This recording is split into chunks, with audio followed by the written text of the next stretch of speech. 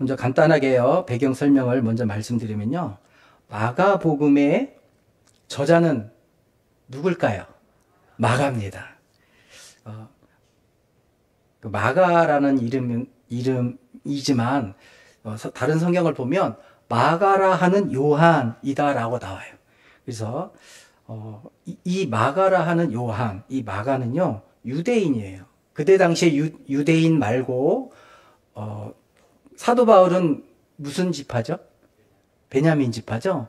결국 레위 지파도 있고 베냐민 지파도 있는데 많은 지파가 세상 속으로 사라져 갔지만 그래도 몇몇 지파가 남아 있었던 시기였습니다. 특히 이 마가는 유대 지파에 속합니다. 마가의 어머니의 이름은 마리아입니다. 그때 당시에 마리아라는 이름은 굉장히 흔했던 이름이지만 마리아의 제가 잘 모르겠지만 남동생인지 오빠인지는 모르겠지만 그 남자 형제가 있었는데 바나바라고 합니다. 바나바라는 이름 많이 들어보셨죠? 사도 바울과 함께 사도 바울을 그 고향에 돌아가서 10년 동안 칩고하는 사도 바울을 복음의 현장으로 이끌어내 준 사람입니다. 이 바나바의 조카가 마가인 거죠. 그래서 여러 가지 이유가 있겠지만 바나바와 사울이었죠. 그때는 사울이었는데 사울이 1차 선교 여행을 떠날 때 마가를 데리고 갑니다. 물론 바나바의 조카이었기도 하지만 마가복음을 쓸 정도로 마가가 믿음이 있었기 때문에 함께 복음을 증거하기 위해서 떠나게 된 것입니다. 또 첫 번째 방문지가 혹시 어딘지 기억나시나요? 첫 번째 사도 바울의 1차 선교 여행의 첫 번째 방문지 섬이에요. 섬. 우리 교회학교에서는 한번 많이 다뤘었는데 구브로라는 섬이죠. 지금으로 말하면 키프로스라는 섬이 있어요. 거기로 가는데 왜 이쪽으로 갔냐면 바나바의 유대인이지만 유대인이라고 해서 꼭 예루살렘에 살진 않았잖아요. 막 흩어져서 살았는데 바나바가 거기에서 계속 살던 바나바의 고향이라고 해야 될까요? 유대를 떠나서 해외에 나가서 정착한 사람이었는데 거기가 키프로스 구브로라는 섬에서 정착해서 살았던 사람이에요. 그런데 사도 바울과 함께 가장 가기 쉬운 곳이 내가 잘 아는 곳이겠죠. 그래서 키프로스로 구브로로 가지 않았나 생각이 듭니다. 그렇다면 이 바나바의 가족, 마리아의 가족, 마가의 가족에게 복음을 전해준 사람이 누구인가 하고 좀 알아보니 저희가 많이 아는 베드로, 사도 베드로가 이 가문에 복음을 전하게 됩니다. 그래서 베드로를 굉장히 가깝게 지낸 것으로 나와요. 특별히 오늘 마가복음의 기록 목적 그리고 마가복음을 과연 누구를 대상으로 썼는가 생각해 보니 마가복음의 기록 목적 첫 번째 1장 1절 마가복음의 1장 1절 다시 한번 읽어볼까요? 시작. 하나님의 아들 예수 그리스도의 복음의 시작이다. 하나님의 아들 예수 그리스도의 복음의 시작이다. 근데 여기서요 하나님의 아들 예수 그리스도 이 말을 사용한 사람이 있어요. 신앙 고백으로 고백한 사람이 있어요. 예수님께서 세상 사람들을 나더러 뭐라고 하느냐 그리고 너희들은 뭐라고 하느냐 했을 때 이 말을 사용한 사람이 있습니다. 베드로죠. 마태복음 16장 16절을 보면요. 제가 읽을게요. 시몬 베드로가 대답하여 이르되 주는 그리스도시요 살아계신 하나님의 아들이시니이다. 우리 잘 알죠. 주는 그리스도이십니다. 하나님의 아들이십니다. 이 고백과 마가복음 1장 1절에 하나님의 아들이십니다. 그리스도이십니다. 이 고백이 똑같은 고백인 거예요. 근데 마가는 역시 베드로를 통해서 전도를 받았고 베드로가 만난 메시아, 베드로가 만난 예수님을 그대로 받은 거예요. 그래서 마가복음이 사도성이 있는 성경 중에 하나라고 학자들은 보고 있습니다. 그만큼 베드로의 영향을 많이 받은 이 마가가 마가복음을 쓸 때 베드로로부터 들은 예수님의 행적들, 예수님의 이야기들을 기록한 내용이 마가복음이다라고 보고 있습니다. 마가복음 1장 1절에 우리가 지금 읽었던 말씀에 예수 그리스도의 복음의 시작이다라고 말을 하고 있는데, 유대교는 유대교도 복음이죠. 유대교도 복음이거든요. 근데 유대교는 모세 오경을 통해서 그때 당시죠. 마가 시대보다 한 1500년경 모세 오경을 통해서 율법 중심적 복음을 받은 거예요. 율법, 내가 하나님을 믿는데 하나님을 섬기는 데 있어서 이렇게 해야 된다라는 하나님의 복음이 심어져 있던 거예요. 그러나 그 율법, 그 복음은요, 구약이라는 복음은 율법 중심적 복음인 거예요. 그런데 마가복음에서 1장 1절에 선언하는 것처럼 이제는 그 율법을 완성하신 하나님, 곧 예수 그리스도를 중심으로 하는 복음이 시작되었다라고 선언하는 내용이에요. 자, 그럼 마태복음과 우리가 공관복음이라 하는 성경이 있습니다. 공관, 이 공통의 공자에 이제 무슨 관점이죠? 이 공관, 같은 관점을 가진 성경을 해서 공관복음이다 하는데, 제가 어릴 때는 공관복음 보면은 마태, 마가, 누가, 요한 4개를 얘기를 했거든요. 근데 지금은 요한복음은 공관복음이 아니고 마태, 마가, 누가 이 3개를 공관복음으로 얘기를 하는 것 같아요. 그래서 이제 공관복음의 마태복음 1장 1절 혹시 기억나세요? 무엇으로 시작되는지? 그렇죠.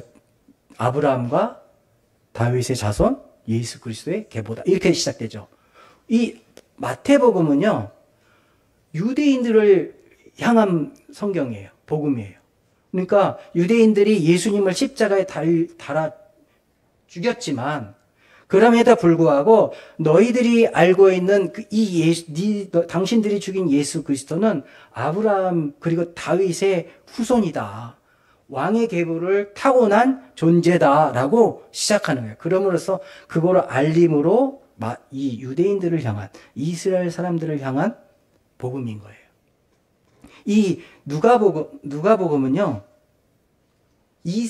이스라엘 사람이 아닌 이방인들을 향한 복음인 거예요. 그렇기 때문에 이스라엘 사람들은 왕 계보를 얘기를 하고 있지만, 이방 사람들을 계보를 얘기하면 그게 뭔데? 이렇게 이런 감정일 거잖아요. 내가 알 바 아니지? 이렇게 생각할 수도 있기 때문에 그렇게 얘기 안 하고, 이방인, 당시에 이방인 그러면 유대인이 아닌 모든 이들을 이방인이라고 말할 수 있지만, 그 중에 헬라는 그리스잖아요. 근데 당시에 지배자는 로마였거든요. 근데 헬라인이라 불렀어요. 로마인이라 안 부르고 헬라인이라 불렸어요. 언어도, 공통 언어도 로마 언어가 아니라 헬라 언어였어요.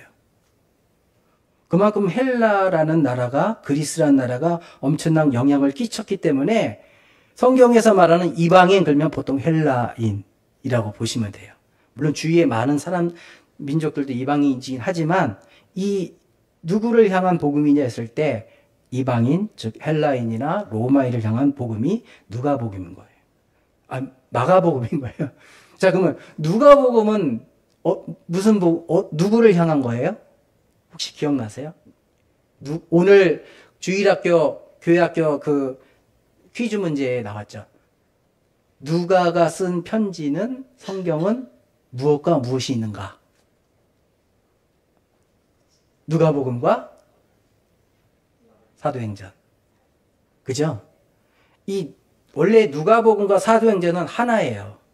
하나인데, 예수님의 죽으심과 부활과 승천하심을 기준으로 그 전의 사역과 그 후의 사역이 기록된 내용이에요. 그래서 2개가 나눠진 거예요. 근데 대상은 데오빌로라는 로마에 있는 어떤 정치인이나 각하라고 표현을 하는데, 군인인지는 모르겠지만 그런 로마에 있는 어떤 귀족인 것 같습니다. 그분한테 이 누가가 편지를 쓴 거죠. 의사의 과학자로서 시각으로 쓴 예수 그리스도가 예전에는 이랬고, 그 후에 예수 그리스도의 복음을 듣고 이 제자들이 이렇게 복음을 전했다라는 게 사도행전이고요. 이렇게 대상과 쓴 목적이 다릅니다. 마가복음은 이방인들을 향한 그런 복음이기 때문에 이제 예수 그리스도의 복음이 이제 시작되었다라고 선언으로 시작되는 거예요. 빌립보서 2장 6절에 예수님, 그러니까 하나님에 대해서 이렇게 얘기를 합니다. 제가 읽어보겠습니다. 빌립보서 2장 6절입니다. 그는 근본 하나님의 본체시나 하나님과 동등됨을 취할 것으로 여기지 아니하시고, 이렇게 얘기를 하고 있어요. 하나님과 근본 하나님의 본체시래요. 누가요? 예수님이. 그런데 하나님과 동등됨을 취할 것으로 여기지 아니하시고, 이 말이 뒤에 생략된 게 뭐냐면 사람으로 오셨다, 오셔서 죽으셨다, 부활하셨다, 승천하셨다, 이 얘기가 숨겨져 있는 거예요. 자, 그러면 우리가 삼위일체라는 말이 있잖아요. 하나의 몸이라고 되어 있잖아요. 지금 여기서 말한 근본 하나님이시다라는 말이 일체에 해당되는 겁니다.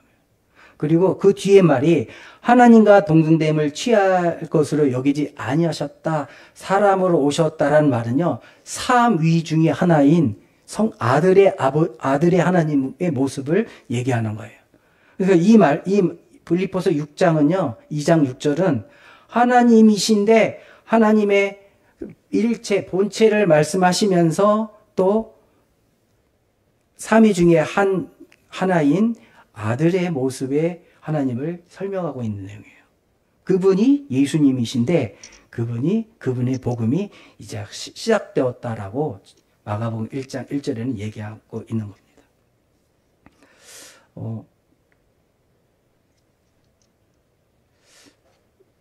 예수님께서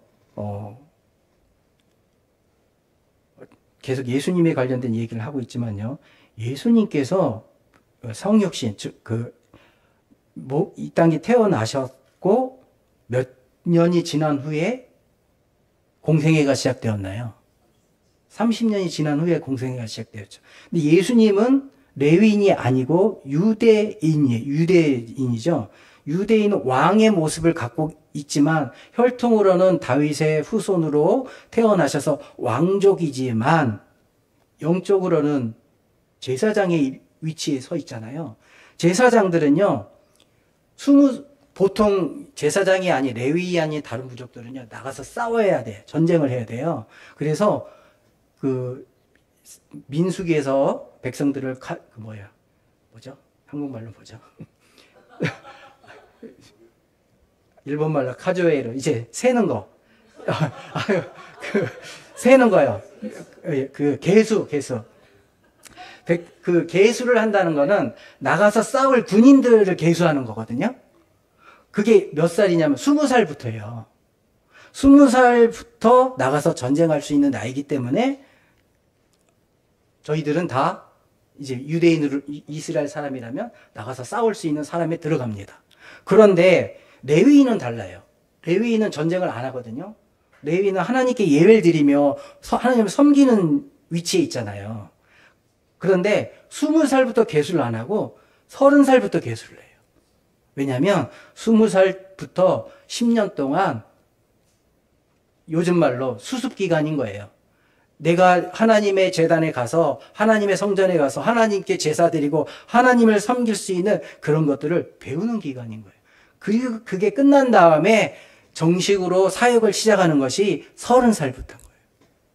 예수님께서도 그 많은 기간 동안에 있었지만 이 30세가 돼서 사역을 시작하신 것은 유대인의 왕으로서, 유대인으로서의 그런 사역이 아니라 제사장으로서의 사역이 시작되었기 때문에 30살 때부터 이렇게 공생애가 시작되지 않았나 싶습니다. 오늘은 빨리 끝낼게요. 지금 제가 살짝 멍한 상태에 있습니다. 이해해 주시기 바랍니다.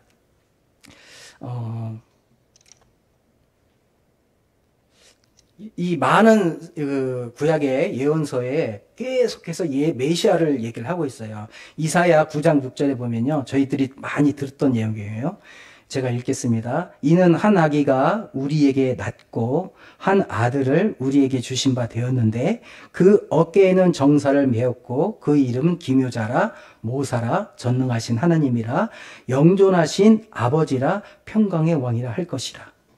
저 이 말씀을 읽을 때마다 깜짝깜짝 놀라는 게 분명히 한 아들을 얘기를 해요. 그 앞으로 오실 메시아거든요. 이사야 시대에서 앞으로 오실 메시아를 얘기를 하는 거예요. 결국 성자 하나님, 예수님의 모습으로 앞으로의 먼 미래에 올 그 메시아를 얘기를 하면서 어깨에 정사를 메었대요. 정사를.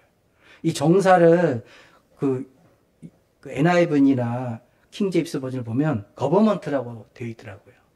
근데 오늘날 거버먼트 그러면 정부나 국가나 이렇게 얘기하잖아요. 근데 이때 당시의 거버먼트는 뭘까요? 왕국이었잖아요. 그러니까 결국은 왕권을 얘기하는 거 아닌가 싶습니다. 지금은 우리나라도 왕이 없기 때문에 그냥 정부 뭐 이렇게 해석할 수 있지만 이때 당시 이사야가 있을 때 당시는 왕의 시대이기 때문에 앞으로 오실 그 메시아는 왕으로서 왕권을 가진 그런 존재로서 오실 것이다. 그 어깨에 메셨다. 기묘자 모사다. 그런데 그 뒤에 말씀이요. 전능하신 하나님이다. 이렇게 빌려요. 아까 말씀드렸던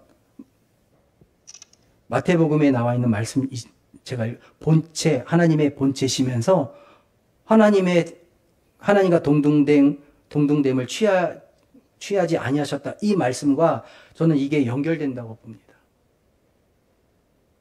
분명 아기로 오실 분, 한 아들로 오실, 그런 먼 미래에 오실 그 메시아인데 그 메시아가 전능하신 하나님이다. 그리고 그 뒤에 말씀이 더 놀라워요. 영존하신 아버지다. 이렇게 얘기를 해요. 예수님을 하나님이고 아버지라고 이사야는 설명하고 있는 거예요. 이분이 마가복음에 있는 예수님이 일하시는 겁니다. 제가 지난주 해서 이제 미국을 우리 작은 아이의 졸업식 때문에 갔다 왔지 않았습니까? 근데 이번에 가서 느낀 여러 곳들을 돌아다녀 봤는데 우리나라와 많이 다르다라는 생각을 많이 느꼈어요. 특히 이제 렌트를 해서 차로 이동을 하는데 그 다운타운에 가면 우리나라처럼 신호등이 있고 뭐 좌회전 우회전 사인도 있고 해요. 근데 다운타운만 벗어나면 신호등이 없어요. 단지 사거리가 되면 사거리에 영어로 스탑 써 있어요. 근데 많은 사람들이 저희는 안 써 있잖아요. 신호등이 없더라도 안 써 있거든요. 근데 잠시 정차해서 좌우로 보고 가야 되는데 저희는 어떡하죠? 차가 없으면 그냥 가잖아요. 근데 그 나라 사람들은 스탑 써 있기 때문에 반드시 멈추는 거예요. 반드시 정지를 하고 좌우를 보고 난 다음에 출발을 안 해요. 옆에 차가 있잖아요. 그 차가 먼저 간 다음에 출발을 해요. 한 대씩 보이지 않는 룰이 있어서 거기도 스탑 사인이 있고 여기도 있잖아요. 그러면 4대가 차가 있잖아요. 그럼 제가 맨 나중에 왔으면 한 대, 3대가 간 다음에 제가 가요. 그걸 안 지키면 운전시험에서 떨어져요. 그래서 이야, 이게 우리랑 좀 다르다라는 생각이 들었습니다. 또 이제 멀리 간다고 고속도로를 탔는데 톨게이트가 없는 거예요. 그냥 하이웨이를 타는 거예요. 그래서 아니 일로 가면 고속도로 탄다는 사인이 있는데 톨게이트가 없고 그냥 공짜로 달리는 거예요. 그래서 이야, 너무 좋다. 근데 분명 고속도로를 탔는데 하이웨이라고 안 써놓고 프리웨이라고 써놨어요. 프리웨이라고 써놓은 거예요. 근데 저희는 일로 왔다 절로 왔다 막 그러잖아요. 자기 가는 라인으로만 가요. 그래서 야, 운전하기 되게 쉽다. 우리랑 똑같은 오른쪽이거든요. 근데 너무 쉬운 거예요. 저도 10마일 정도, 그러니까 한 16km? 16km나 20km 정도 운전을 해봤어요. 시골에서. 너무 직진만 하는 거예요. 좌회전 우회도 없이 끝이 없어요. 저 끝에다 산도 안 보이고 길이 그냥 직진으로 되어 있는 거예요. 그냥 꺾어도 살짝 이렇게 꺾이고 우리 대구 시내 이 전체 대구가 퐁 들어갈 정도로 넓은 그런 평지인 거예요. 그런 곳을 달려봤습니다. 그러면서 느낀 점이 뭐냐면요. 이 우리나라와 다른 저 나라에 가서 제가 운전을 하려면 저 나라의 교통법이죠. 그걸 알아야 되는구나. 대한민국에서 했던 것처럼 막 해버리면 안 되는구나라는 생각이 드는 거예요. 그러니까 로마에 가면 로마의 법을 따라야 된다는 말이 있는 것처럼 미국에 살려면 미국 법을 따라야 되는데 근데 우리는요, 하나님 나라에 가서 살아야 될 사람들이잖아요. 근데 하나님 나라에 가서 살아야 되는데 그 하나님 나라의 법을 안다고 생각하는데 잘 모르는 것 같습니다. 우리가 살아가면서 너무 내 생각대로 살고 있지 않나 이런 생각이 들었어요. 이번에 간 것 중에 국립공원을 한 군데 갔거든요. 국립공원을 갔는데 편도 1차선이에요. 그러면 저희는 그 도로를 보통 국도라고 얘기하죠. 근데 거기에 하이웨이라고 써 있어요. 편도 1차선인데 하이웨이라고 써 있는 거예요. 그 속도가 마일로 하는데 최저가 10마일이에요. 한 16km, 15km, 20km가 안 되는 20km 정도 되는 속도로 가야 되고 최고 높은 게 한 25마일 정도, 한 40km? 그 정도밖에 안 돼. 그게 하이웨이 고속도로라는 거예요. 왜지? 막 순간적으로 착각이 혼란스러운 거예요. 그러면서 개념이 다르구나. 이 길에 대한 개념이 다르기 때문에 우리가 생각하는 국도인데 거기는 하이웨이라고 하고 우리가 생각하는 고속도로인데 거기는 프리웨이라고 하는구나. 그런데 우리가 하나님 나라를 생각하면서 우리가 성경을 통해서 하나님 나라를 배워가면서 살고 있지만 신앙생활을 하고 있지만 우리가 하나님 나라를 전혀 모르고 있지 않나 이런 생각이 들었어요. 하나님 나라는 오늘 오후 예배 때 나눌 내용 중 좀 있는 내용이지만 하나님 나라는 하나님의 말씀으로 알아야 돼요. 하나님은 영이시잖아요. 그런데 우리가 우리 지식과 우리 경험으로 하나님을 판단하고 있기 때문에 정확히 하나님께서 우리에게 원하시는 것을 이해할 수 없는 거.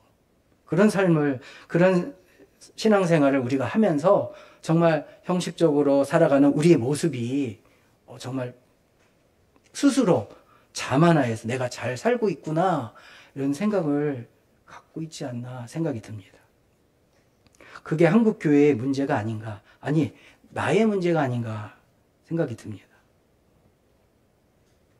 하나님 나라를 명확히 알 수 있는 예수 그리스도의 복음의 시작이다라고 얘기했는데 그 복음의 시작이 왜 시작된 건가요? 구약 시대는 아까 말씀드린 것처럼 율법적인 복음이 있었다면 이제는 그 율법을 완성시키신 예수 그리스도의 복음의 시작이 이제 2000년 전에 시작되었고 지금 저희 2000년 후에 저희가 지금 그 복음을 믿고 살아가고 있는데 이 복음의 시작이 왜 시작되었나요? 하나님 나라가 그 복음의 골인점이 아닌가 싶습니다. 우리가 하나님 나라를 알지 못하고 하나님 나라에 들어가서 사는 법을 알지 못하면 잘못된 믿음을 가지고 살고 있는 것이 아닌가 싶습니다. 믿음의 조상들이 하나님께서 믿음의 조상들을 통해서 이 복음의 시작, 예수 그리스도의 복음의 시작을 1000년 전, 몇백 년 전부터 계속 말씀해 주셨어요. 믿음의 조상과 선인들을 통해서요. 그런데 이스라엘 사람들은 지금도 그 복음을 받아들이지 않고 있는 상황입니다. 예수님이 오신 지 2000년이 지났는데 여전히 예수님을 믿지 않는 사람들이, 이스라엘 사람들이 많습니다. 그들도 그러는데 우리 이방인들은 어떨까요? 예수님께서 재림하시는 날이 멀지 않았다라고 많은 분들이 얘기를 합니다. 언제인지 저는 모릅니다. 하나님만 아시겠죠. 근데 예수님께서 분명히 오실 때 그 전에 이루어질 것이 유대인들의 회복이거든요.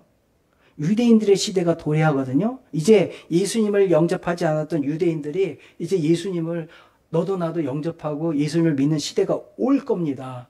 그런 게 오면 우리 이방인 시대는 끝났다는 거예요. 이제는 이방인들에게 복음을 아무리 전해도 받아들이지 않는 그런 시대가 온다는 거거든요. 근데 그 전조 증상이 우리 이 선진국이라는 나라에, 우리나라에 있지 않나 싶습니다.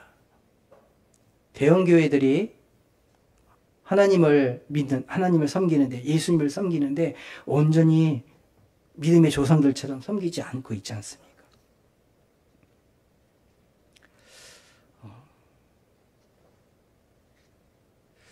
성경을 가끔가다 저는 이제 좀 엉뚱하게 생각하는 때가 있거든요. 성경을 읽으면서 이 성경이 정말 하나님께서 잘 짜놓으신 연극이라고 생각을 해봤어요. 그러면 많은 사람들이 주연은 아니더라도 조연인 사람들이 나와서 야 이거야 저거야 라고 계속 얘기를 해요. 앞으로 오실 메시아에 대해서 계속 얘기를 하고 이제 뒤로 넘어갑니다. 다음 배우가 나와서 얘기를 하고 넘어갑니다. 저는 그냥 지나가는 사람 1 정도, 왔다 가는 사람 1 정도에 불과하겠죠. 대사가 없으니까요. 성경에 나와 있는 이 많은 사람들이 조연인데 주역은 누군가요? 예수님이잖아요. 그죠? 예수님께서 나타나시고 예수님께서 그 역할을 그 역을 감당하시는 그 내용이 성경인데 우리가 비록 지나가는 사람 1 또는 2일지라도 예수님이 나타나고 그 역할을 잘 감당한다면 그 연극은 성공한 연극이 아닐까요? 하나님 나라가 하나님께서 원하시는 것이 그것이 아닌가 싶습니다. 하나님께서 원하시는 것은 우리에게 맡겨주신 하나님께서 맡겨주신 그 역할이 있는데 그 역할을 잘 감당하는 것입니다.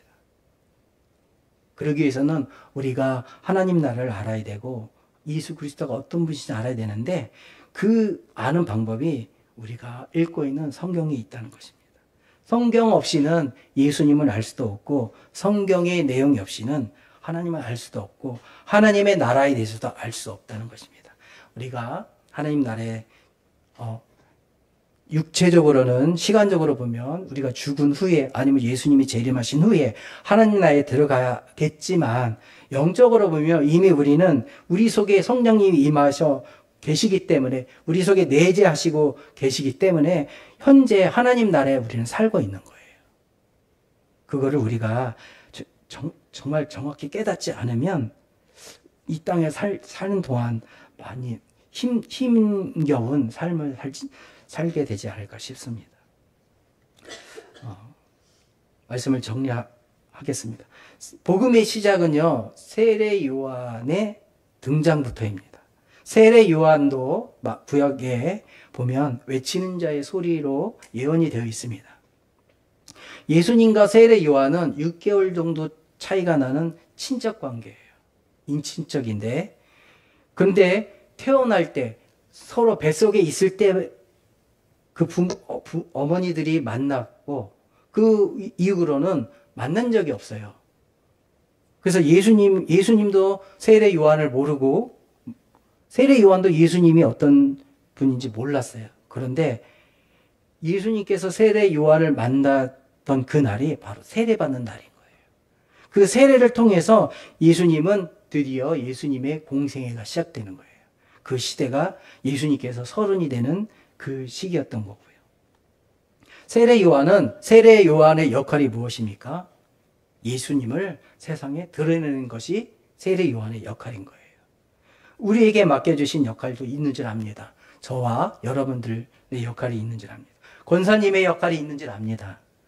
우리 모든 집사님들의 역할이 있는 줄 압니다.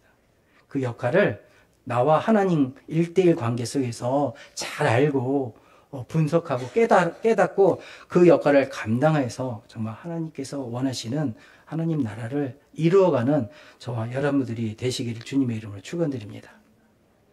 하나님 나라에 동참하여 하나님 나라가 이 땅에 우리의 삶에 이루어져 가는 그런 하나님의 성도들, 하나님의 자녀들 되시기를 간절히 소망합니다. 기도하겠습니다. 할렐루야. 은혜가 풍성하신 하나님, 은혜를 감사를 드립니다. 예수 그리스도의 복음의 시작이 2000년 전에 시작되었다면 지금은 그 복음이 정말 이 땅에 충만해야 될 그런 시간이 되었습니다. 그럼에도 불구하고 여전히 하나님을 알지 못하는 그런 민족도 있고 사람들도 있습니다. 하나님, 우리가 먼저 믿은 하나님의 자녀들로 하나님 온전히 주님